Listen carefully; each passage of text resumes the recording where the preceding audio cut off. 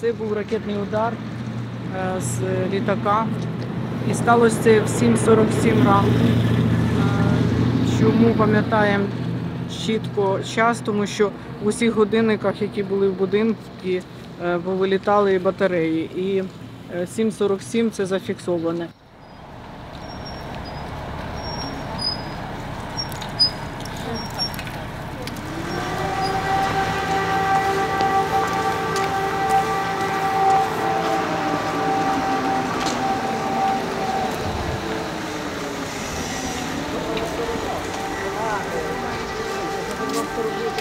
Jesteśmy w Łucku, północno-zachodnia Ukraina. Przyjechaliśmy wczoraj. Pogodę mieliśmy okropną już w Polsce.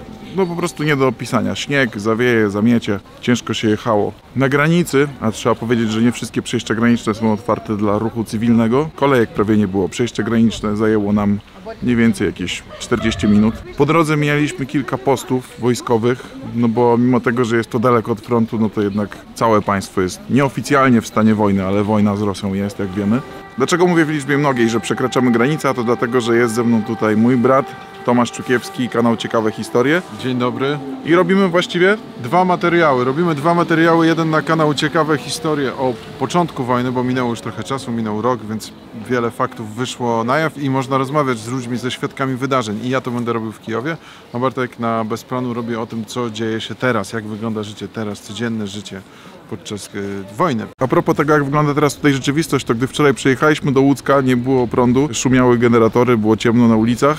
Jesteśmy w Łucku, zatrzymaliśmy się w hotelu, gdzie jest z generatora prąd i ładuje się obok Tesla. Tesla ładująca się z generatora.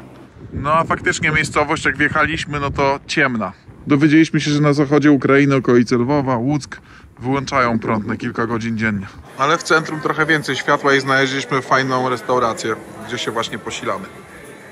Zjedliśmy w Łucku i idziemy zaraz do hotelu spać, żeby wcześniej wstać i pojechać dalej. A od 12 jest godzina policyjna, także w sumie niewiele nas ominie. Przed Wami kilkuodcinkowa seria, w której przedstawimy Ukrainę w rok po rozpoczęciu rosyjskiej inwazji. W pierwszej części usłyszycie relacje świadków rosyjskiej okupacji w Buczy, Hostomelu i Borodziance. W kolejnych ruszymy wraz z Fundacją Zakres z pomocą na wschód Ukrainy. W podróży tej odwiedzimy nadal ostrzeliwany Charków, zniszczony Izium oraz na chwilę zamieszkamy z polskimi ratownikami medycznymi ulokowanymi kilka kilometrów od frontu w Bachmucie. Wszędzie tam będziemy świadkami najgorszego, co może sobie zgotować ludzkość, czyli wojny. Jesteśmy jakieś 50 km od centrum Kijowa, w okolicy miejscowości Makariw. No i jest to miejsce, gdzie Rosjanie stacjonowali, gdy starali się przynajmniej okrążyć Kijów. Było to w marcu 2022 roku. Teraz na mapie możecie zobaczyć, gdzie oni byli dokładnie. Zresztą tutaj po drugiej stronie ulicy zaraz wam pokażę budynki. Czyli już po tej stronie Kijowa, to było najbliżej Polski, jak był front. Piechota plus artyleria. Zatrzymaliśmy się w hotelu. No i jest nawet fajny widok. Za oknem Kijów, normalne miasto. Takie się teraz wydaje. A teraz wam pokażę, jak wygląda ta ulica. Jesteśmy w centrum, pamiętajcie, o 23:15. Jest praktycznie pusto. W Kijowie godzina policyjna zaczyna się o 23:00 i traktują to naprawdę poważnie. Tak wygląda widok z okna mojego pokoju w ciągu dnia. Poranny Kijów. Tam jest podobny widok do tego, który widzieliście przed chwilą, a tutaj druga strona. 24 lutego 2022 roku armia rosyjska dokonuje próby desantu na lotnisku w podkijowskim Hostomelu. Jego celem jest stworzenie mostu powietrznego, dzięki któremu Rosjanie będą mogli szybko przesyłać pod Kijów swoje jednostki i sprzęt. O tych i innych wydarzeniach z pierwszej doby inwazji więcej dowiecie się z materiału, który niedługo pojawi się na kanale Ciekawe Historie. 28 lutego zdjęcia satelitarne ukazują ponad 60-kilometrowy konwój jadący w stronę Kijowa z terenu Białorusi. Wszystko to jest częścią wielkiej rosyjskiej inwazji na Ukrainę ze wschodu, północy i południa. Inwazja ta, jak już dziś wiemy, okazuje się fiaskiem. Wojsko rosyjskie zatrzymuje się na rzece Irpień, gdzie napotyka na mocny opór Ukraińców. Część konwoju dociera do podkijowskich miejscowości i następuje miesięczna okupacja tych terenów przez Rosjan. Okupacja, jak się później okazało, katastrofalna w skutkach dla miejscowej ludności. Wyjeżdżamy z Kijowa i kierujemy się na zachód. Przejeżdżamy przez rzekę Irpień i docieramy do Hostomela, miejscowości, która podobnie jak Bucza czy Irpień jest dla wielu tańszą alternatywą do życia względem stosunkowo drogiego Kijowa. Obok wciąż widocznych po roku śladów wojny dostrzegamy tu trwające budowy. To tutaj znalazło swój nowy dom wiele ukraińskich rodzin uciekających ze wschodu i z Krymu po wydarzeniach z 2014 roku. Jedną z takich rodzin poznacie za chwilę. Я сама родом з Луганська, народилася там, і у зв'язку з збройною агресією в 2014 році ще моїй родині прийшлось виїжджати в той час на руках з маленькою дитиною сюди. І Гостомель став, по суті, другим домом. Оці 8 років до 24 лютого вже рухались до того, щоб нарешті відбудувати будинок мрії. Чоловік працює якраз в сфері архітектури, будівництва.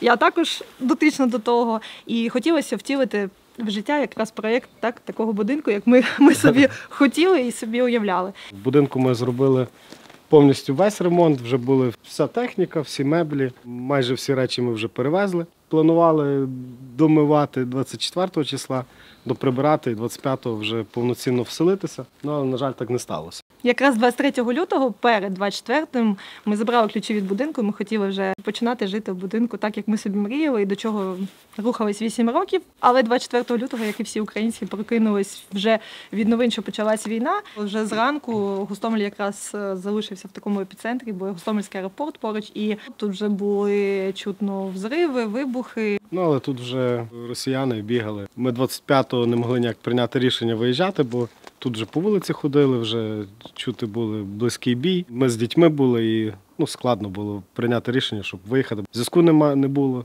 і не znали, що відбувається на трасі, щоб не попасти десь під. Anna i Nestor wraz z dziećmi wyjeżdżają na zachód Ukrainy, w okolicy Lwowa, cudem unikając okupacji. Po kilku dniach otrzymują od sąsiadów informację, że w ich dopiero wybudowany i jeszcze niespłacony dom trafia rakieta. Zostają z niespłaconym kredytem i bez domu, ale są cali i zdrowi. Gdyby nie wyjechali, mogłoby być inaczej. Враховуючи те, що ми би, скоріш за все, залишились в будинку, то, скоріш за все, ми б 50%, що могли б з вами не розмовляти зараз. Але з іншого боку, ми виїжджали теж, ми повернули при виїзді з комплексу направо і виїхали по абсолютно пустій трасі, але на зустріч рухалась техніка, і тут теж був шанс, що ми могли не проїхати. А люди, які 25 числа виїжджали так само з Гостомеля, з Бучі і повертали наліво, був масовий розстріл. Там не одна сім'я, на жаль, загинула. Факт залишається фактом, що якщо б, мабуть, залишились тут, ми були б тут. І якщо б були живі, то, мабуть, би бачили це все на власні очі, а бути з дітьми, то, мабуть, виїжджали тільки тому, що були з дітьми. І не хотіли, щоб діти то бачили. Дуже довго чекали, що вже будуть мати свої кімнати окремі. Вже вони там планували, що в них там де буде стояти, де вони там машинками будуть бавитися і так далі. Тут холодильник стояв, тут стіл був, тут був диван, там мав бути телевізор. Тут вигоріло, тут було також вікно. То ми зараз вибили, просто зробили прохід. Чоловік складав цю стіну, і тут у нас є цегла з тризубом. Коли нам сказали, що будинок згорів, спочатку ми думали, що він не згорів не від прильотів, а що вони зайшли, побачили, що тут бандерівці, націоналісти, і що спалило будинок. Бо Нестор збирав оці всі... Фрагменти, то є стара автентична цегла, який від 150, одна є найстарша, десь 230-270 років, яка була не вмурована ні в яку споруду. На сьогодні ми проживаємо в тій же квартирі, з якої не встигли виїхати. Це квартира моєї сестри. Добре, що є хоч якесь мінімальне житло. Звісно, ми хочемо його відбудувати, і відбудувати хотілося б в тому варіанті, як він і був. Частково зробили тут за допомогою друзів, знайомих, які помогли нам з демонтажем. Ми частково розібрали другий поверх. Думали, що перший вдасться реставрувати, відновити. Але прийшла зима, скажімо так, і воно почало все сипатися, і ми розуміємо, що перший теж потрібно знести повністю, бо воно все випадає. І немає що фактично ремонтувати, лише це тільки один фундамент.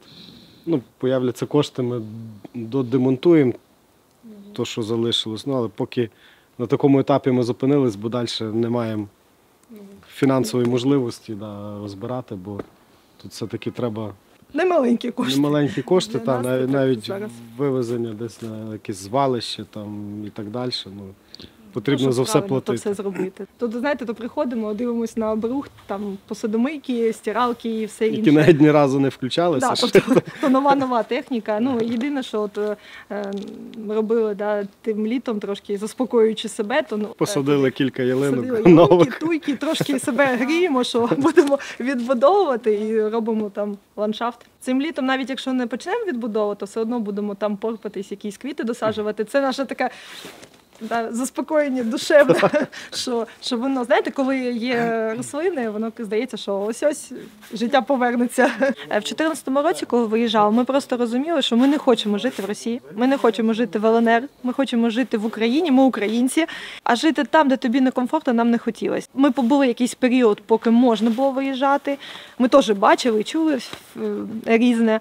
І коли вже виїхали, то спочатку було важко, бо ти приїжджаєш в чуже місто, ти нікого не знаєш, але просто коли ти вже ніби за 8 років став на ноги знову, і знову все спочатку, то не досить гарний навик вдруге це все втрачати і все переживати. І, до речі, коли ми 24-го виїжджали, то я пам'ятаю, що Нестор каже, треба виїжджати, а я кажу, я не поїду другий раз.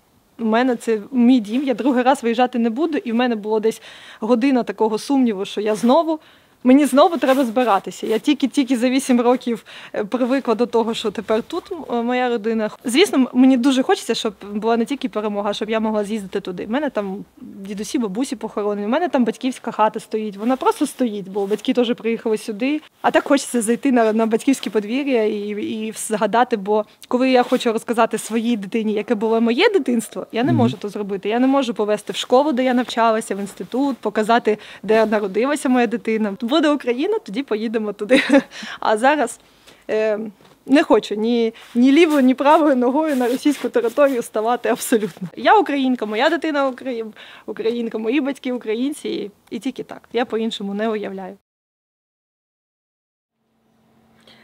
Я Ольга Фещенко, жителька Бородянки, волонтер. В Бородянці вже 35 років, тут народився мій син, який зараз захищає нас, ЗСУ. Він під Бахмутом, так? Да. Десантник ДРГ групи. Давно його бачили? Да, 7 місяців. 7 місяців.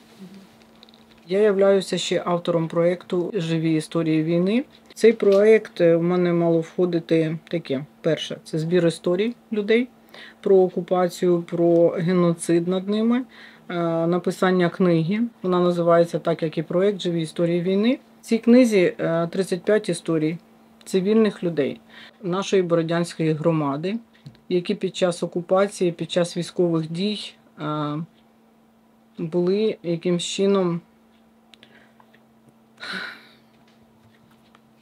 сталося з ними горе, так скажемо. Да? В кожній родині, яка тут описується, в кожного своє. В одних полон, в других смерть рідних, у третіх просто катування, знущання з людей. Четвертих те, що вони були в підвалі, їх не випускали вийти, і будинок уже був знищений, а ці люди могли загинути. Ну, я вважаю це геноцидом. Наприклад, історія сім'ї, яка живе в Бородянці вже 45 років, вони обоє росіяни. Вони приїхали сюди, вони влаштувались на роботу, і чоловік мав дуже таку позицію, знаєте, справедливо. Росіяни почали знищувати будинки. Перший будинок у нас був знищений на початку на в'їзді в Бородянку, і там загинуло 6 людей. Дитинка маленька 2 роки, і вся сім'я, тато, мама, бабуся, всі. І він уже про це знав, Сергій, каже, я піду до них і скажу, чому вони пішли по центру, яке вони мають право йти по центру міста і знищувати просто, стріляти по будинках із танків і так далі. Він пішов і каже, дружина, я побачила просто, як він пішов, побачила його спину і все. І більше його не бачила живим. На другий день його діти випадково, хтось позвонив і сказав, що начебто ваш тато. Його впізнали тільки по взуттю, тому що все тіло було розчавлене БТРом. Просто. За те, що він прийшов попросити, сказати, що я щасливий тут, і мене ніхто тут не чіпає, хоч я розмовляю російською, я тут щасливий, у мене тут діти, онуки, я збудував будинок. Оце він все їм прийшов, і я думаю, що він, можливо, встиг це сказати, а можливо і ні. Вони просто його цинічно вбили. Історія, значить, коли йшли колони, коли вже зайшли 1200 кадирівців і почали просто ходити по будинкам і кидати гранати в підвали людям, які не відкривали, які не йшли з ними на розмову, які просто їх ігнорували, вони ставили на коліна, били, знущалися і погрожували розправою. Це були кадирівці, вони зайшли 2 числа, а я виїхала 3-го. До 3-го числа я тут була в Бородянці. І коли йшли колони, значить, на броньованих машинах, це на БТРах, БМП, сиділи снайпери російські. І вони стріляли в усіх, хто знаходився близько до руху колони. Коли просто люди вийшли з подвір'я в тапочках, в кімнатних, і їх зразу ж розстріляли снайпери. Це просто, це жахіття. Взагалі, по-перше, йти по центру міста – це вже порушення всіх військових правил. По-друге, коли йде колона і отак просто без попередження ніхто не йде, ніхто не попереджує, люди виходять, можливо, просто людина вийшла за хлібом і її розстріляли, і потім ще саме цинічне те, що цих людей не дозволяли хоронити на кладовищі. Їх приходилось хоронити в будинках. Есть люди, которых убили потому, что они вышли на улицу. Был такой закон, что не можно, россияне сказали, что не можно выходить. Закону такого не було. Коли вже почалась окупація, тоді вони писали, там не ходить, там оцю центральну вулицю не дозволяли перетинати. Було написано «вход запрещен» на русском. А коли йшли колони, коли вони зайшли просто як варвари, вони ж не повідомили, що вони йдуть, тоді нічого не було. Вони просто відстрелювали. Не було так, що попереду там хтось іде або їде і говорить там в рупор, що не виходьте, йде колона, цього не було. Значить, попереду їхало 2 танки, перед тим, як мала їхати колона, вони відривались від колони, заїжджали, робили хаотичні вистріли, щоб люди ховались, і потім йшла колона. Отак було. Це як прибирають свідків, можна навіть так сказати, щоб люди не пропали, куди техніка їде, як техніка. Щоб... бачить, І якщо відкривав хтось шторочку якусь десь, і вони про це бачили, вони зразу стріляли в будинок. Є в мене дуже історія така вже в нову книгу, там просто от сам факт. Представте, якраз чоловік стояв в вікні, він не бачив, що ця колона йде. І вони заходять, і він відхилив шторочку, побачив, що йде техніка. І зразу вистріл в їхній будинок з танка. А в нього, значить, в будинку дружина з 2 доньками і племінниця теж з мамою. Значить, 3 діток, 8, 9 років і грудничок місячний. Отсюда виїхати можна було, і гроші були, і машина була. Але чоловік сказав, що ні, ми отсюди нікуди не уїдемо, бо він старався, він сам з мене, з неблагополучної як сім'ї, з багатодітної. І, виходить, він строїв це своїми руками для своїх дітей. Я його вговорювала, коли це все почалося. Я кажу, давай поїдемо, все-таки є автомобілі, всі тікають, і він виходить на вулицю. Всі, каже, їдуть, а на що їм Бородянка? Я сама собі теж думаю, їм потрібен Київ, сюди вони не будуть сюди йти, як кажуть. А потім, коли вже почалося, що там мост підірвали, і вход їм був сюди тільки. І виходить, що вся колона йшла через Бородянку і ставала, і йшли бої тут вже в Бородянці самої. І мій чоловік оце так з окна взяв штору цю відкрив. Йому цікаво, як мужчині було подивитися на дорогу. Як кажуть, це мужик, як кажуть. І він подивився і почали стріляти по будинку. Ми чуємо, що стріляють. Він каже, все, у нас в дворі вони вже все йдуть. У мене дитина почала просипатися. Якось зараз рік, їй було тоді не було 2 місяців. Я її рукою почала прикривати рот, щоб вона не плакала.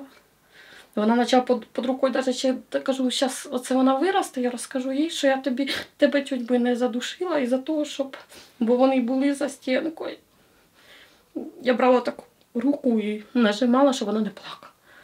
Потім чуємо, а тут Юра железні двері. Я тоді чоловіка спитала, кажу, чи вони не стріляли? А він сказав, тому що мог би бути рикошет, і за того вони обійшли отак, аж сюди.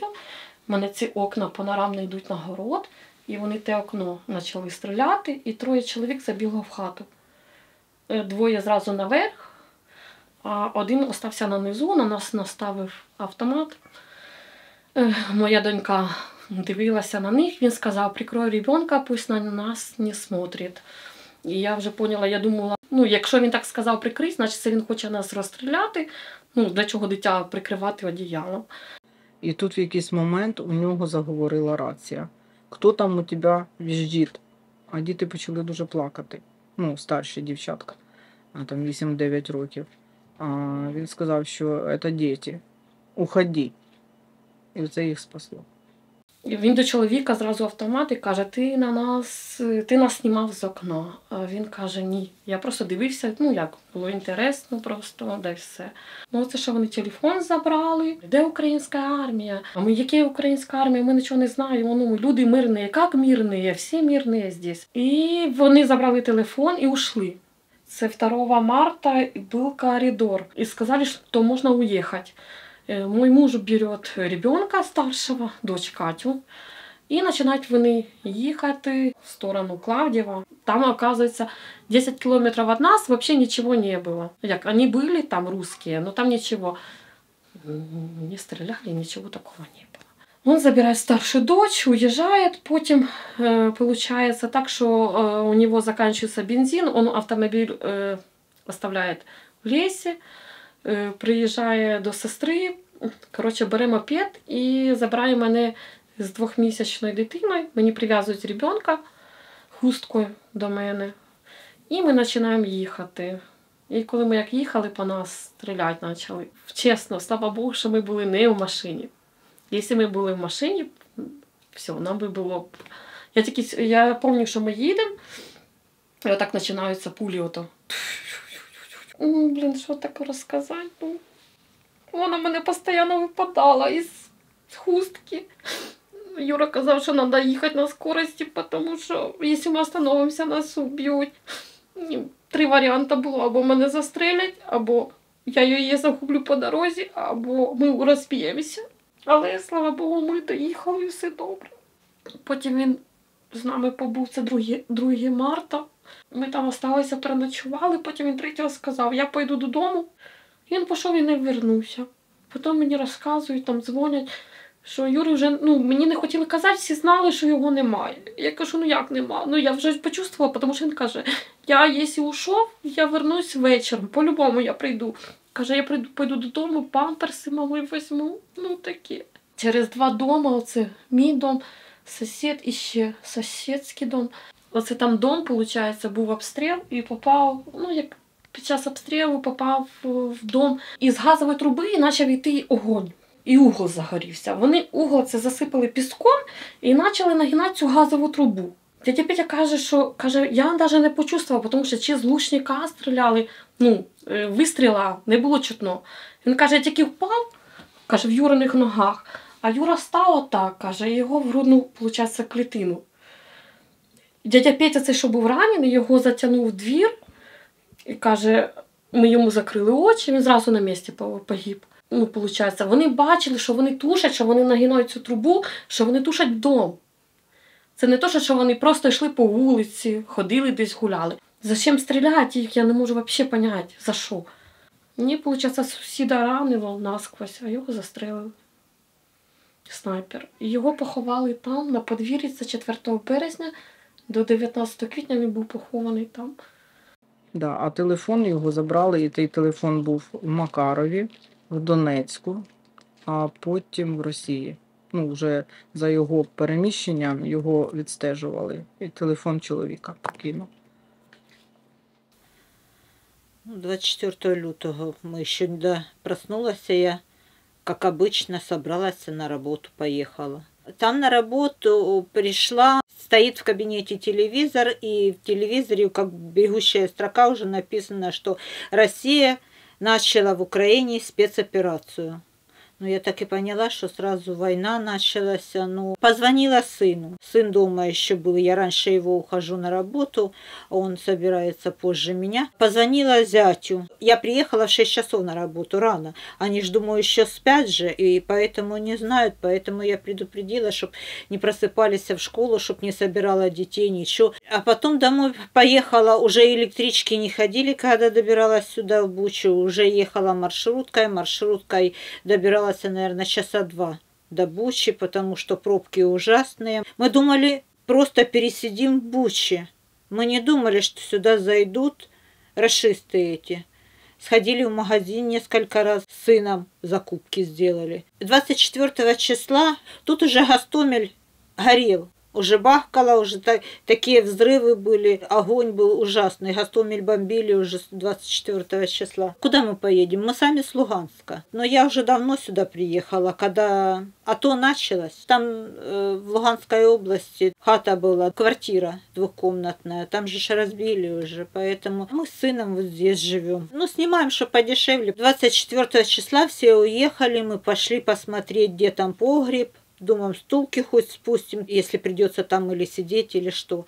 Так мы спускались в погреб, возле погреба сидели, все бахкало, бумкало. Мы с сыном приходили сюда завтракать, потому что вроде свет еще был. И вода, и газ были еще. 27 числа у нас тут вот это по дороге стала техника. Тарахтят.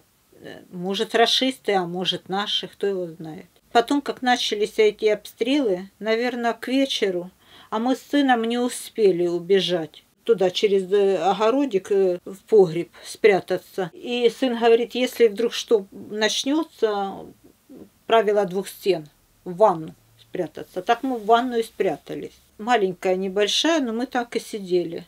Как начались эти обстрелы, снаряд попал в перила. Если бы не в перила попал, наверное, дома и не осталось бы. Я смотрю, сына уже начала трусить. Я думаю, может так просто сидит. А его на самом деле лихорадит. Страшно, мне тоже так страшно. Я молюсь вслух. Сын уже кричит, а хватит тебе молиться, а я не могу и голову закрываю, так все летит. Ну, когда это все закончилось, тихо было, мы с сыном вышли. Конечно, окон уже не было. Все разбито, стекла полно, даже вот здесь на полу, не говоря уже то, что на кроватях. В погреб спустились. Мы тогда решили там ночевать, потому что бои продолжались. 28 числа вроде тихо, спокойно. Наши выгнали, уже наши танки ездили тут с флагами, с нашими, вот, по Буче. Сын окна задел хоть фанерками, чтоб не так в хату ни пыль, ни грязь не летела. Потом, когда Бучу взяли, когда бои шли, в кольцо взяли Бучу. 5 числа пришли, как обычно, сюда позавтракать. Газ был еще, но света уже не было. Уже 4 числа света не было. Мы пошли туда и возле погреба стоим. Солнышко, как раз такая погода была хорошая, вот как сегодня. Стоим возле погреба, кто-то в окно постучал. Ну, там мы в том доме уже были у хозяйки. Говорю сыну, прыгаем в погреб, прячемся. Свечки включили там и сидим вдвоем. Открывается люк погреба и фонарик туда. Сын сразу поднял руки, вроде подошел до лестницы, где мы спускались. Так погреб такой, мы так в стороне, чтоб не сразу возле лестницы. Кто здесь? Рашист. С автоматом, с фонариком направил в погреб. Кто здесь? Сын говорит, я и мать. Пускай покажется. Ну, я тоже подошла к ступенькам. Ну, хорошо. На сына говорит, ты спускайся, а ты пойдешь со мной. Говорю, куда? Я никуда не пойду. Пойдешь со мной, я сказал, покажешь мне. Что тебе показать, говорю. Я думаю, он сам прекрасно все видел. Ну, мы вышли с ним на улицу. Ну, пошли. Зашли в этот дом. Я говорю, ну, смотрите, никого нету, видите. Я уже смотрю, шкаф уже открытый, уже вывернутый был. Тумбочки, видно, уже побывали. А мы-то в погребе сидели, молчали, тихо было. Пошли, главное, покажешь. Что показывать, я сама прекрасно поняла, что уже посмотрели. До последней комнаты доходим, думаю, там сейчас на 2-й этаж лестница, поднимемся, там же ж покажу тоже ж. И он меня в последнюю комнату. Прям запихнул тут, ну, толкнул так, что я чуть не упала. Зашел, закрывая за собой двери. Говорит на меня: раздевайся. А я еще так, ну, не поняла сначала. Говорю: холодно, зачем? А он: раздевайся, я сказал. И на меня автомат наставил. И прям перемычкой это смыкает, не знаю, чем он там это. А я говорю: в смысле раздевать? А он потом кинул меня на кровать и начал кнопочками расстегать. И расстебать, давай штаны расстебать начал мне. Говорю: боже мой. Я потом его оттолкнула, встала. Говорю: сына, он же молодой. Ну, наверное, как мой сын. Боже, сына, а если б мамку твою? Ты шо, говорю, надумал? Тебе шо, говорю, женщин не хватает? Девчонок, говорю. А он: раздевайся, и все, я тебе сказал. Ну, ничего, я не буду раздеваться. А он опять на меня автомат наставил, смыкает этим. Я просто его успокаивала, думала уже как-то, ну, уговорю, успокою. Не, все равно не подействовало ничего. И, ну, то, что сделал, то сделал. Я так молилась, я думала, может быть, вот этой молитвой, которую я читала, оттолкну его, думаю, ну, как-то, может, ему неприятно станет, может, подумает. Молилась вслух. Но, слава Богу, это недолго продолжалось. Он вышел, открыл двери и вышел. И автомат, главное, оставил. Думаю, блядь, сейчас возьму, убью, извините за выражение. Думаю, ну и меня ж убьют, потому что услышат выстрелы, и остальные набегут. И сыну, думаю, конец здесь будет. А я у него еще: ты меня, говорю, убьешь? Он говорит: посмотрим. Ну, что я могла сказать? Мне просто было страшно за сына. Хлопец еще жизни не видел. Жалко. Мечты такие были, планы такие строили на будущее. Семьей же думал, же с девчонкой познакомиться, да, чтоб семья была. Что он в жизни видел? Учеба. Ну, короче, я выбежала на кухню, он меня догнал. Говорю: пусти меня, пожалуйста, хватит издеваться. А он: хорошо, иди. Я: что ты сказал? А он: иди, я тебе сказал. Говорю: куда? В погреб, и не высовывайся. Уже не могла поверить. Я этими трясущими руками крышку люка открываю, ну, погреба. Я не могу открыть, я уже кричу сыну: помоги открыть мне люк. Он мне помог и спуститься, открыл, закрыли. Сын: все нормально? Да, говорю, нормально. И заикаться начал, вроде ж никогда в жизни не заикался. Но я просто, такой у меня шок был, что я реветь начала. Просто слезы градом текут. Он тебя обидел? Говорю: ну, нет же, все нормально. Я назвала сына. Говорю: ну, да. Изнасиловал? Говорю: да. Он так срывается с места. Боже, сына, не иди, пожалуйста, что ты можешь сделать против них? Тебя же убьют и слушать не станут. Не иди, пожалуйста. И мы туда, в тот дом спрятались. Это, слава Богу, что хозяйка, когда уезжала, набрала ванну воды. Это наше спасение было. Ванна воды набрата. Воды ж не было уже в кранах. Ни света, ни воды. В туалет ходить-то надо смывать чем-то. Руки помыть, умыться. И мы там в доме и спрятались. И были до 12 марта. Уже ни воды не было, ни еды не было, ничего. 12 числа объявили эвакуацию, но сказали, автобусов пока еще нету. Мы, говорю, вышли из дому где-то в 11 часов, а только вышли с калитки, а тут блокпост стоял, танк, бронемашина стояла. Мы сюда вот в окно смотрим, стоят. Вот это сыну говорю: поехали. Вышли, и за нами танк. И мы идем, и он за нами едет, тоже спокойным ходом. Как мы идем, так он спокойным ходом и идет за нами, танк этот. И эти сидят с автоматами, на нас настроенные. Дорогу переходить, перекресток вот там. И они вроде поворачивают, и не дают нам перейти. Мы только идем, они гыр. Мы отошли назад, и они стали. Мы опять только идти, они опять гыр. Танком, чтоб ехать. И опять стали. И ржут, им весело. А нам страшно. Думаю, ну, беспредел уже творится. Уже убивают людей, уже это. Ну, думаю, ну, что, дойдем, че не дойдем. Никого вокруг нету. Правда, повязки повязали. Ну, что те повязки? Для них они как... Когда смотрю по аллейке навстречу нам идут девчатка с детками. Они тогда завели танк и поехали. Как будто это наше спасение было, знаете, как что люди появились, а те девчатка бежали, аптеку искали.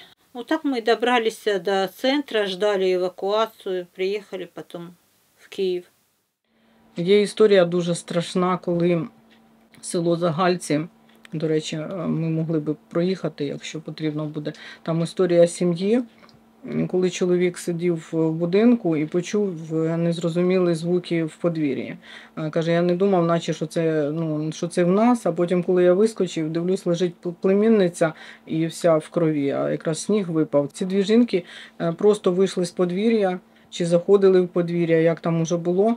Одну застрелили відразу біля воріт, а одна ще встигла бігти.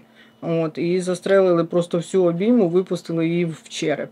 І коли, каже, я прийшов, бачу, моєї нема дружини, а племінниця лежить уже вбита. Каже, дивлюсь, кровавий слід, він заходить за сарай, а вона там лежить. І каже, я почав збирати оці мізки і ці патрони всі в її хустинку червону. Оце як зараз, я пам'ятаю, це є в книзі, як ця людина, і каже, як мені з цим жити. І похоронили вони її в дворі, бо ще вони не вийшли, якраз потім на ранок вже вийшли росіяни. І це просто геноцидна, варварська війна. Я вважаю, що весь світ має допомогти нам зупинити цю війну, тому ця книга. І ця війна, вона ніби вивернула нас на виворіт. Розумієте, от я раніше не думала, що я буду писати таку книгу, і я навіть не представляла, що в мене на це хватить сили, тому що пропустити через себе цю інформацію, потім ще переслуховувати цей диктофон, щоб написати якось, щоб воно читалось, тому що люди, знаєте, на емоціях, от навіть вчора було у мене дві жінки, вони сидять, у них отак ці ручки трусяться, і вони розповідають, як їх в підвалі, як їх накривало, як повилітали всі вікна, як почали горіти квартири. Вони сидять і просто кажуть, ми не знаємо, що нам робити. Коли ми вийшли з підвала, заскочив росіянин з автоматом і почав стріляти. Каже, ми знов назад в підвал. Вони навіть не давали врятувати живих людей, які ще знаходились в підвалі і могли врятуватися. Ці якраз жінки, слава Богу, врятувалися, бо їхній будинок був не зовсім знищений. А ті будинки, які були зовсім зруйновані, загинуло дуже багато людей в підвалі якраз. І батьки однієї дівчинки. До речі, теж можна буде до неї під'їхати, я надіюсь. Дівчинки Міланки, мама і тата. Мама в неї була лікар, а тато бізнесмен, і вони ховалися якраз в підвалі. І ще за день до того Міланка, якраз в неї хомячка народились, хомячиха народила прямо в підвалі. І вона кричала, кому хомячки? А на другий день вже в неї не було ні тата, ні мами, тому що пряме попадання ракети, якраз в те місце, де вони були. Люди в хаосі, хто куди, а якраз їх завалило, вони, можливо, ще були живі, але вже вибратися з-під уламків вони не змогли, тому що в той день було 3 ракетних удари. 3. То це в честь цих людей, в честь їхньої пам'яті. Я вважаю, що це не можна забути, і це не можна простити. І з Росією домовитися вже неможливо. Тут потрібен тільки переможний мир, як я кажу. Перемога, а потім може. Тому що те, що вони коїли тут, те, як вони знущались, те, як вони і гвалтували, і вбивали, я говорю за Бородянку, але поруч Буча, Ірпінь, то всі знають про те, що там було, які там були страхіття. Це просто жах. Мене звати Микола Бохонок, мені 46 років. Я в Бучу приїхав у 2006 році. І попали за півроку до подій в 22-му, які почалися. То за півроку прооперували батька мого, і він був лежачий. І в нас не виходило використати жодного з евакуацій. First fight in Bucha already was maybe even February 24, because Hostomel and Bucha, they are so close. We heard it, but we don't see it. We just saw how our flights go there and bombing, how their helicopters come from Belarus. At February 27, they started to break the Bucha, go to Kiev via Irpin. And more than 50 tanks started to move. And it was very scary for everyone because cars are flying, bombs are exploding, people crying, and many machine gun sounds. Panic was very big. Nobody walking in the streets, of course. No. Some guys so stupid to do this, many of them are killed. Our people didn't know what is the war. Bucha is a place where many young families. Here we don't have any kind of military object. But Bucha did a very important thing in this war. Bucha show the real face of Russia army, the real face of Russians. They do not brothers to us. And Bucha really created a big traffic jam for them. But because of that, Bucha became a base for their artillery. Total control of Bucha, I think it was March 3rd, maybe 4th. It was already that we understood that it's over. It was a difference in Russians. At the beginning, it was a regular army when Russian officers, they looks like people with intelligence. And what we see, how civilians, when we look at them and speak to them, we saw that they understood that it was so stupid decision. They started to understand it near the first days of a march. The more they arrive, the more aggression we feel from them. They became more aggressive because they understood we are killing them. They started to see a real news. When they saw how our army, without techniques, without any help, shooted them and very good shooted them. This panic created in men's psychological process. And this is why so many victims they made. The scariest moment for Ukrainian men was a night when they hear how Russians drunk it, a woman, a children, and men who was alive.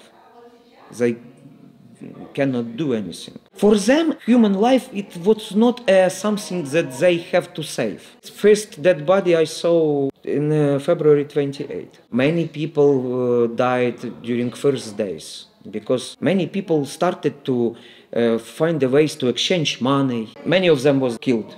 When were you during the occupation? Up to March 19, we was in an apartment. We had a radio on an old cell phone, button cell phone. Did you have electricity? No. Did you have internet? No. During the 1 month of occupation, did you leave your building? Did you walk around? I not go out from a yard. It was only maybe 20 or 30 families just stayed in this yard during occupation. All people was evacuated. Other people was evacuated. Some was killed. Everything what was in the flats, some kind of запасы как. And some people who live Bucha gave their flats keys to people who stayed. And we know that Sergei on the floor 5 have a potatoes. Tamara on the floor 6 have bread. Many food was from Novus, from shops, from big malls. So people have a food. People have a water. It's not a problem was with food, with the water. The problem was with the ill people who stay. It's with the medicine. The big problem was with the cold. It was very cold. There I have some trip with the Russian soldiers. They asked me to help them something. They break in doors just to look if inside the flat they can find guns. When they go to flat and so there is no weapon, they go to refrigerator, open it, and so if there are some food, they take this food, give it to me. They wanted we have this food during the occupation. Okay, so in this case, the guys that you met, you were lucky, right? They treated you well. Yes, but it was a first guys. These guys, we already saw at them on these guys. And we understand that maybe 2-3 days, these guys already will be died. Because we already know that on Yablunska, they cannot go to Kiev. Kiev is defended, so they will be killed. And these guys, they understood it, and they told us, if we go to Kiev or if we will go further, the next guy come to Bucha, and they will be already more aggressive. They told it to us, to people. It was a feeling. They understood that they can do anything with us. Tell us anything and we will do anything. Total power. At 19th of March, our yard was bombed. And we ran from our apartment to a basement. Basement was more colder than in a flat. But in basement I feel safer because of big walls. How did your day look like in the basement? You see, all this period, it was like one day. If we sleep maybe a half of an hour, maybe an hour. It was like one day during all the occupation. It was all the time something. Russian soldiers come to our building and started to break doors. And it was already not the same Russians that was in the start of the war. They was not so intelligent. Right now I understand what they wanted to do. They needed some flats. They wanted to have a point when they can fight with drones, with our drones. But we was in a flat on the second floor, and we don't know what the plan was in Russian soldiers. And we hear they very aggressively started to break the doors from 9th floor. All our building, it was all the time like this, shaking.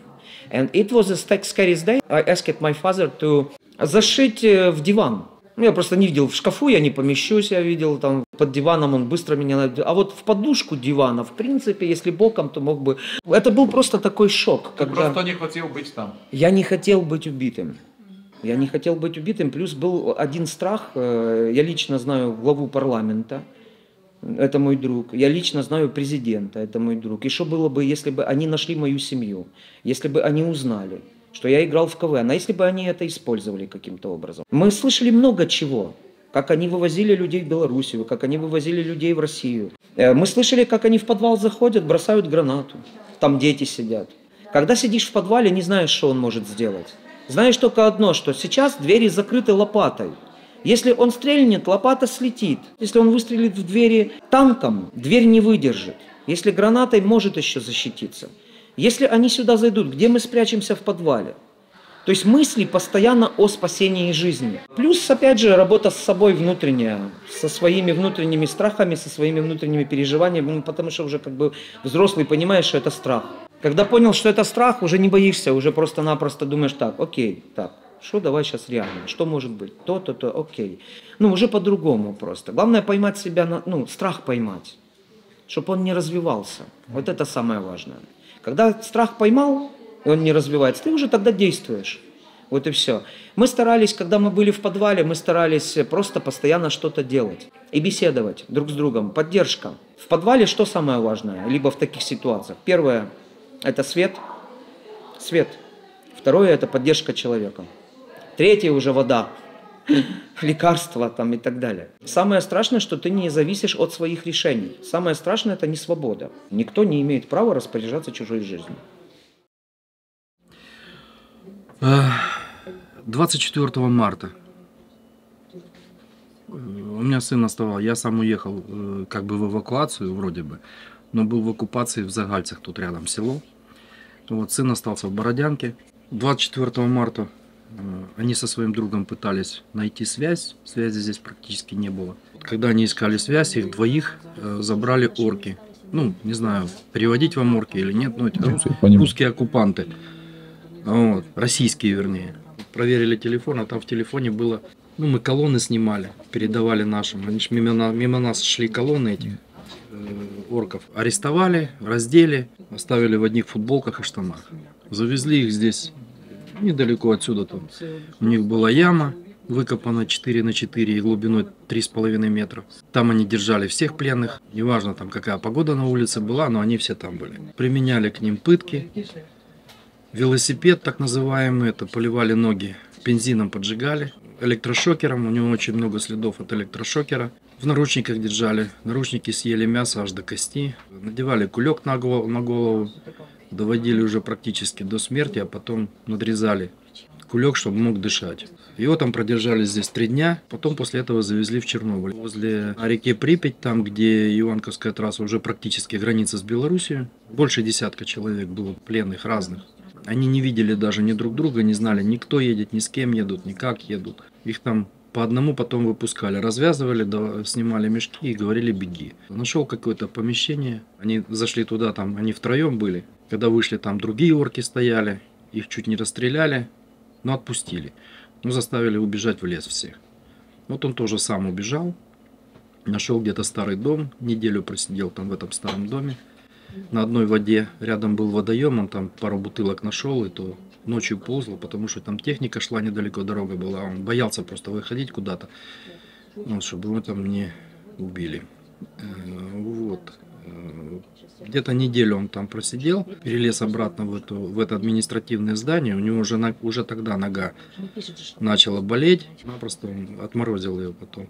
Пошла гангрена. В этом здании он еще 2 недели пробыл. Просидел там, он не знал, где он, что он, в каком месте находится. Он там понаходил печеньки, конфетки в столах. Ну там девчата, видно, пооставляли. И как-то в один прекрасный день увидел, что маршрутка недалеко, там остановка была. Он решил на следующий день уже выйти туда.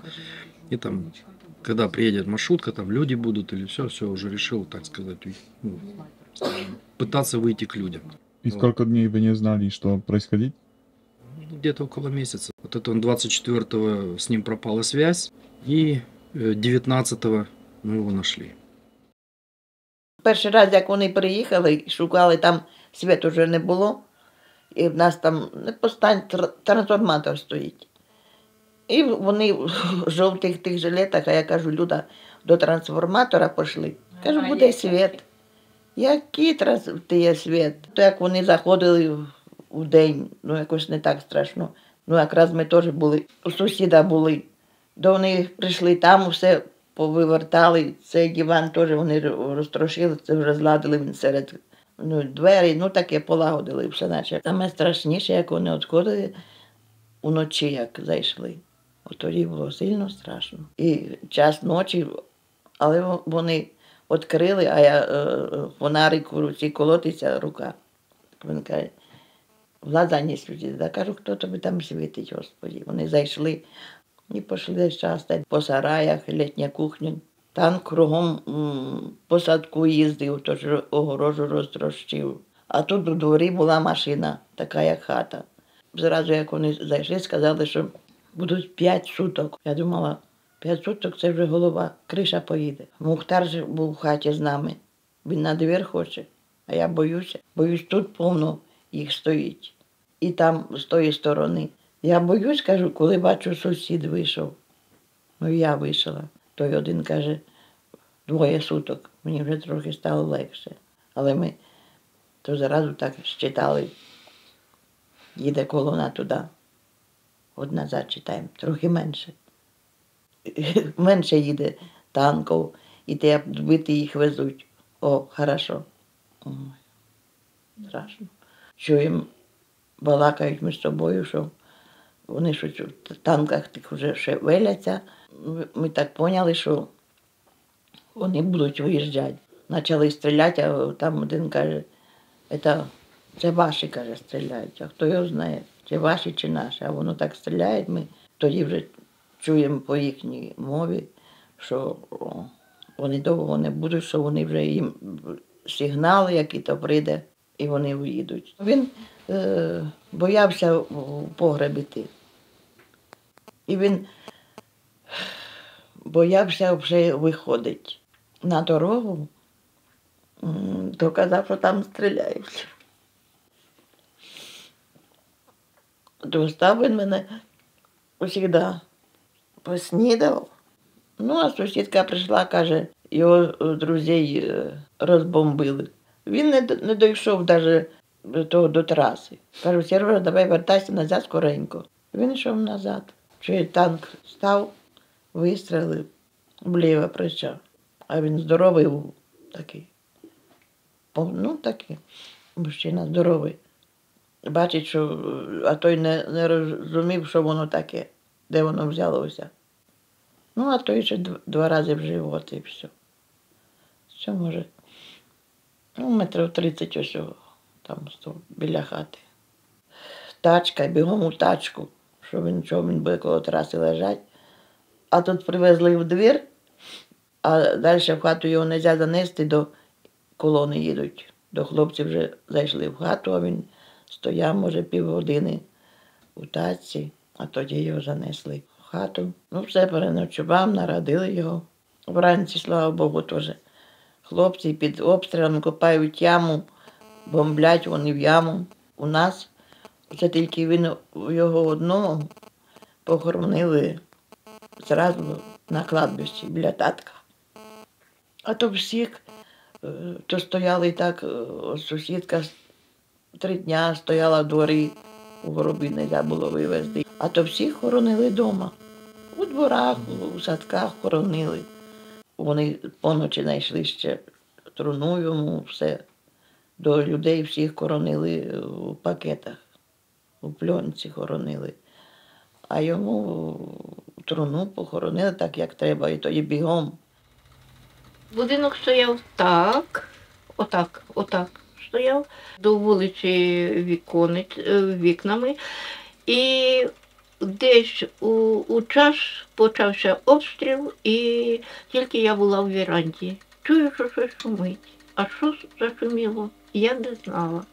І я коли відкриваю двері, горить все, коври, одежа. І я почала звати сусідського зятя. Він прийшов, каже, я ж нічого не зроблю.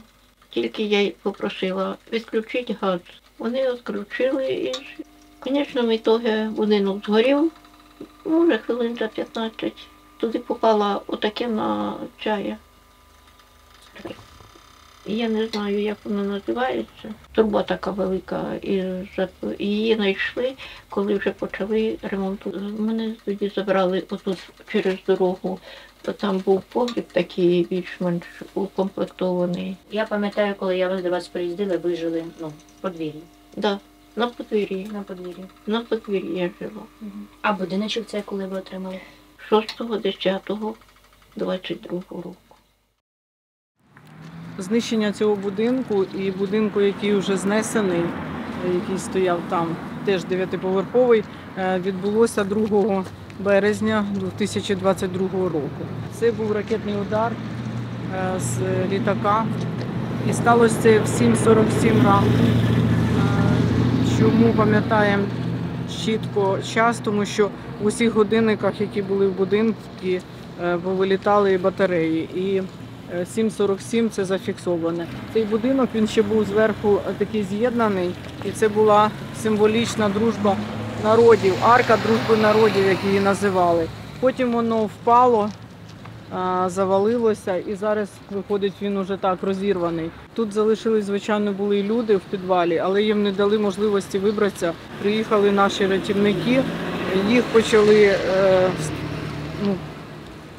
стріляти по них росіяни і не дали нашим МЧСникам добратися до людей і врятувати їх. Так що люди практично живцем загинули, хто залишився. В цих будинках взагалі було знищено, якщо брати по Бородянці, 41 людина.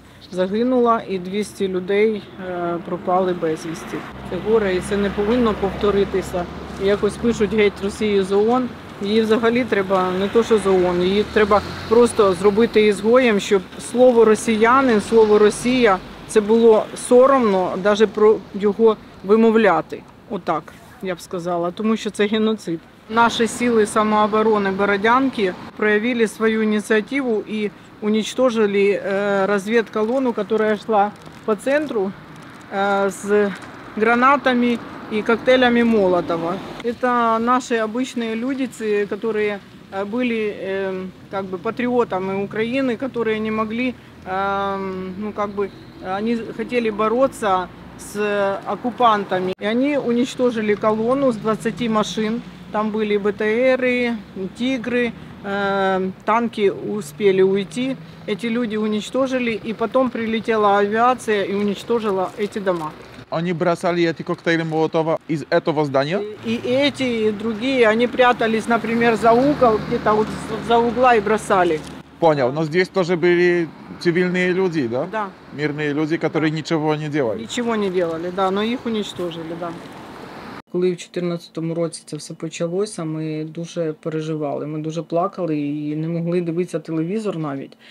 А потім мама якось каже мені, ти знаєш, каже, а ми вже звикаємо до цього.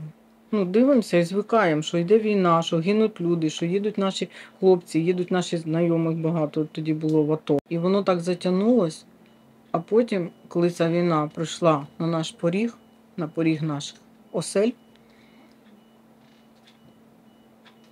це було страшно. Я пам'ятаю той ранок. Я прокинулась в 6 годин від незрозумілих звуків. Начебто в Гостомелі далеко, але це було дуже чути, як воно бахкало. Це було 6 годин, тато ще спав. І тут дзвінок. Дзвонить наш друг з Києва і каже, Оля, війна. І так прям, Оля, Ваня де? А я кажу, Ваня в дорозі, він якраз їхав з Німеччини. Але, кажу, на вечір має бути. А що трапилось? Він каже, Оля, війна. Я кажу, яка війна? І так от, ви знаєте, в усіх історіях буквально, яка війна? Не може бути, яка війна? Що? Зайшли і з Чорнобиля йдуть колони, коротше, ну, якби вже Гостомель бомблять, уже на окраїні Києва, він якраз, до речі, на окраїні Києва й жив. І я не могла себе опанувати. Я зробила собі каву, випила води. Тато піднявся, ми поснідали. Я почала обдзванювати своїх знайомих. Дехто знав, дехто не знав. Основна маса просто не вірила в це, що це вже почалось, що це війна. Ми думали, що це так, ну, щось налякають трошки і воно закінчиться. Чоловік дзвонить і каже, Оля, там серйозно. Я, каже, дзвонив до людей, каже, давайте збирайтеся, щось будемо робити, чи підвал оборудуйте. Ну, прийшли мої друзі, у нас в підвалі було 14 людей. Серед них було 4 діток. Це моя невісточка з дитиною, з внучкою Софією, яка кричала «Ховайся, літак!». Вона стала теж вже дитиною війни, так як і моя покійна мама, якій було 3 роки під час Другої світової. Облаштували підвал будинку, зробили туди запаси, поставили обігрівачі, нанесли туди всяких матрасиків, стільчиків, щоб діти могли спати. Тато мій не спускався, так як він уже, ну, він ходив, але він сказав, я в підвал не піду, я буду лежати на диванчику. От, я була як польова кухня, я казала, теж не буду спускатися, я буду готувати, і всі будуть, якщо по можливості, приходити їсти. І в один момент, коли я стояла, нарізала салат, почула гул самольоту, літака. Він був дуже низько над нашим дахом, і мене хвилею просто збило. Ніж полетів в одну сторону, я в іншу, впала на підлогу, і я розуміла, що треба швидко. Це були секунди, я встигла спуститися і закрила вуші, відкрила рот, тому що я знала, що зараз буде удар сильний. Я впала, і я розумію, що щось страшне. І тут знову гул літака і другий літак. Вони літали якось парами. Один перший, другий, і потім розвертались і вже на розвороті скидали бомби. Я просто не повірила, що будинок устояв. Бахнуло сильно, тому що, ну, мабуть, центра немає. Це було 1 число. 2 числа було дуже 2 сильних удари по будинкам. Це ті будинки, якраз де Арка Дружби народів. І інший будинок, який вже зараз знесений. Це був взагалі жах, тому що люди, в принципі, багато ще були в квартирах. Ми тоді вирішили виїжджати. Чоловік, значить, швиденько зібрались буквально за 10 хвилин. І я ніколи не можу забути очі Софії, своєї онучки, яка дивилася на мене, знаючи, що бабуся завжди весела. А тут бабуся плаче, обнімає, тому що я залишилась. Я залишилась з татом, бо він не захотів виїжджати. Вони поїхали, я всю дорогу молилась, щоб їх не розстріляли, тому що дуже багато машин розстріляли. З людьми просто цинічно знищували з БТРів, з танків стріляли по машинам. Ну, я не знаю, просто з гранатометів. Просто живцем люди згорали.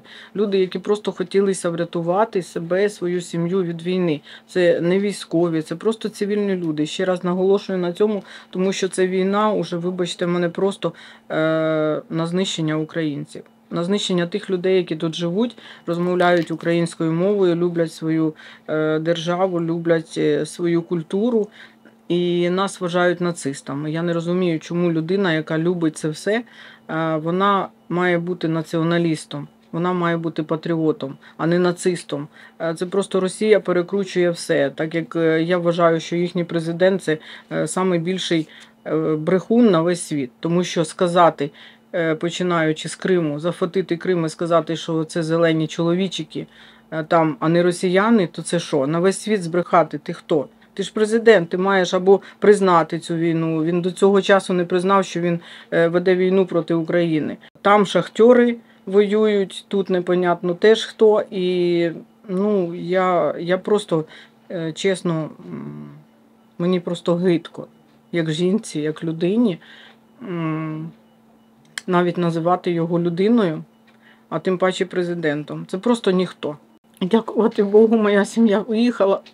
Я залишилась з татом. Але чоловік, який їхав і чув дзвінки від людей, які йому повідомляли, що в Бородянці вже дуже багато росіян, що почалась повна окупація Бородянки, він не витримав і він цілу ніч їхав, щоб забрати мене і тата. Він приїхав, а тато не захотів їхати. Він просто сказав, що я нікуди з своєї хати не поїду. Ви мене в'язати не будете. Оставте мені собак. Коротше, залишили ми йому всіх, собачку і котів, він залишився. Слава Богу, що ми ще встигли вивезти нашу сусідку з дітками, з 3. Вона навіть не знала, чим вона вийде, тому що жила без чоловіка і знаходилась в підвалі. Я її набрала, кажу: Танюша, якщо хочете, виїжджайте разом з нами. Вона каже: Боже, ми біжимо. Вони прибігли швидко в машину і, слава Богу, ми ще їх вивезли. Ми поїхали, я всю дорогу плакала. Я не пам'ятаю дороги практично, я тільки пам'ятаю, що свистіло над головою постійно. Постійно були перестрілки, тому що йшли колони. Ми якось чудом проскочили, що якраз був інтервал і не було колони військової. Ми проскочили через окружну і потім поїхали на Тетерів. І, слава Богу, ми виїхали в безпечну зону. Потім позвонили друзі, запропонували в Закарпаття. І там я розпочала свій проєкт. Уже є книга, є наш фонд, який зараз займається допомогою людям, які потребують цієї допомоги, шукаємо спонсорів, що можемо, робимо самі. Коли я вже займалася цим проєктом на Західній Україні, так сталося, що, слава Богу, звільнили Бородянку, закінчилась окупація, це були перші числа квітня. Він був вдома весь час? Так, він був вдома. Як ми виїжджали, виїхала ще моя подруга з нами, і її чоловік залишився, він не захотів виїжджати. І він наглядав, приходив до тата, але не було зв'язку, і практично цілий місяць я не знала про долю тата. Нічого ми не знали.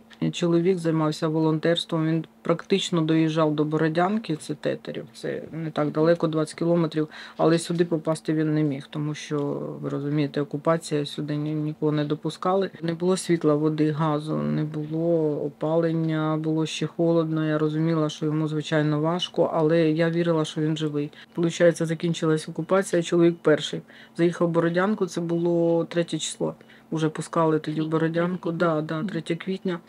Він заїхав, вона була дуже страшна. Снаряди торчали в асфальті, там все чорне, все зруйноване, ніхто ж нічого, все горіло ще, дещо там диміло. Багато техніки було військової, розбитої по вулицях, проїхати було важко. Він приїхав, він каже: я дуже боявся, щоб не було розтяжки, не було замінування в дворі ніякого. Каже, я йшов обережно, і коли я почав відкривати двері, вони не відкрились. Вони були зсередини закриті, і він не зміг їх відкрити. І вліз через вікно, зняв там, якось зумів. Тато лежав, він був ще живий, але в дуже такому важкому стані. І собачка лежала в нього під одіялом, гріла його. Чоловік затопив камін, покупав тата, дав йому навіть трошки коньячка, потім супчика, почав його 2 дні відгодовувати, наче він дуже був худий. Але тато ще попросив, каже: я хочу побачити місто. Коли чоловік його завіз, коли він побачив знищений центр, то він сказав, що це не війна, це знищення людей. Це практично його останні слова були в тому плані, що чоловік уже вирушив за мною в той же день, завіз його додому. Приїхав, я організувала гуманітарну допомогу сюди на Бородянку, ми загрузили бус наш, привезли багато допомоги. Люди дуже просили хліба. Це було 8 число, але під час руху нашого вже минуючи гори, Карпати, мені позвонив лікар і каже: Оля, я твоєму тату закрив очі, він помер. От, приїхали, тато бідненький лежав мертвий, і на ньому лежала собака, Ніка. Похоронили ми тата. Царство небесне. Повернулися. Бородянка була, як перше таке моє, знаєте, враження, коли ми заїхали, це було чорне, страшне. Як ото, знаєте, після якогось урагану, якоїсь великої біди, просто чорне місто. І люди, які тут були 35 днів під час окупації, вони теж виглядали як, знаєте, як змарнілі, чорні, з такими потухшими очима, постійно наповнені сльозами. Просто люди були в відчаї. Я тоді вже розуміла, що я повинна тут продовжити те, що я робила на Західній Україні.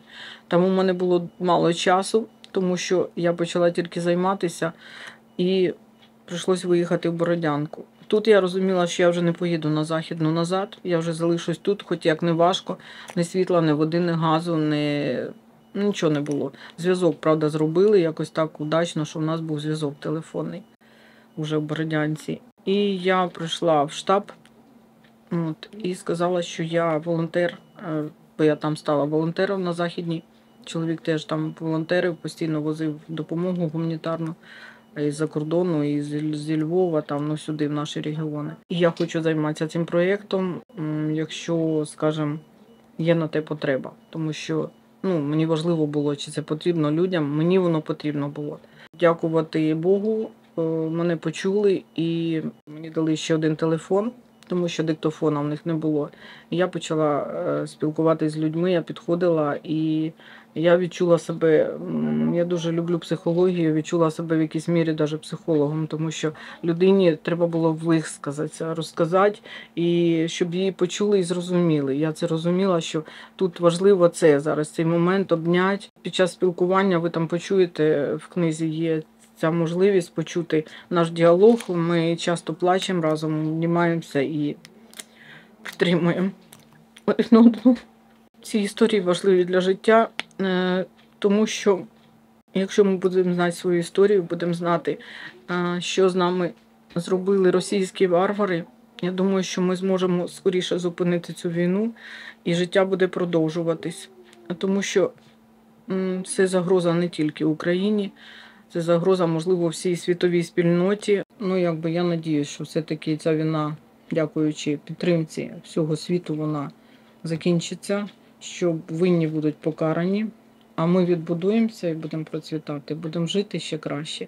Дуже дякую за підтримку всім. Ось переді мною представник Польщі. Я дуже дякую Польщі. Польща – це перша, мабуть, держава, яка нас так підтримала саме сильно. Я вам дуже дякую. Dziękujemy.